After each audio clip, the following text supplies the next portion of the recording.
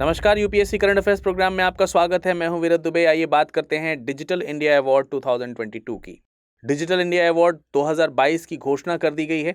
Electronic राष्ट्रीय कृषि बाजार यानी नेशनल एग्रीकल्चर मार्केट यानी ई नाम पहल ने डिजिटल नागरिक सशक्तिकरण श्रेणी में प्लेटिनम पुरस्कार यानी प्रथम पुरस्कार जीता। डिजिटल इंडिया अवार्ड को भारत की राष्ट्रपति श्रीमती द्रौपदी मुर्मू द्वारा प्रदान किया गया। यह डिजिटल इंडिया अवार्ड्स का 7वां संस्करण है।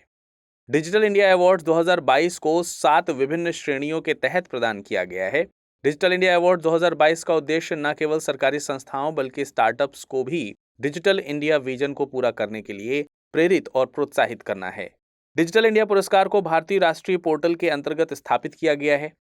आपको बता दें कि भारतीय राष्ट्रीय पोर्टल सभी स्तरों पर सरकारी संस्थानों द्वारा दी गई सूचना और सेवाओं को एक जगह प्रदान करता है। ई नाम का पूरा नाम राष्ट्रीय कृषि बाजार है। इस पोर्टल के माध्यम से किसान, व्यापारी व खरीदार को एक मंच पर लाया गया है। केंद्र सरकार द्वारा ई नाम पोर्टल की शुरुआत 2016 में की गई थी। यह एक पूर्णतः डिजिटल प्लेटफॉर्म है। ई नाम 22 राज्यों और 3 संघ राज्य क्षेत्रों 1260 एपीएमसी यानी कृषि उपज मंडी समिति मंडियों को एकीकृत करने वाला एक डिजिटल प्लेटफॉर्म है। ई नाम मंडी प्रचलनों के डिजिटल परिवर्तन और कृषि जिन्सों के ई ट्रेंडिंग को अभिप्रेरित कर रहा है।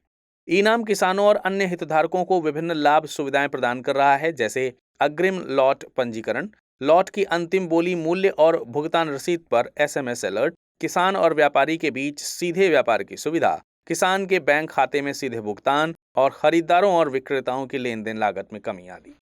आपको बता दें कि डिजिटल इंडिया अवार्ड की शुरुआत 2009 में डिजिटल क्षेत्र में विभिन्न सरकारी संस्थाओं के प्रयासों का सम्मान देने के लिए की गई थी।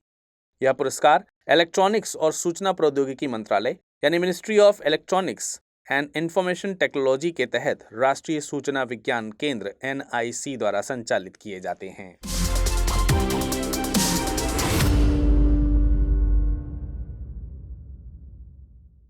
हिंदी में यूपीएससी की तैयारी से संबंधित प्रोग्राम्स को देखने के लिए सब्सक्राइब करें स्टडी IQ IAS हिंदी।